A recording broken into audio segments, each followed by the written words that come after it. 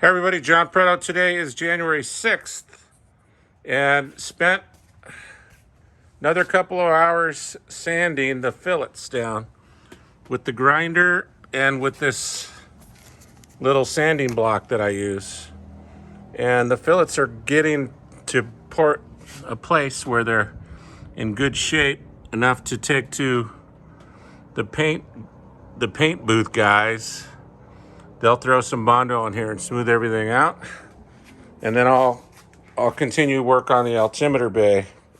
So we've got the 3D sled inside the altimeter bay. I have to mount these terminal blocks up here, one on each side. So I'm going to put one like that, and then the wires go through the bulkhead and then into the flight computers. These will be loaded with black powder, 4F grain black powder, probably about 6 grams, into these grain holders to blow out the drogue chute and the main chute.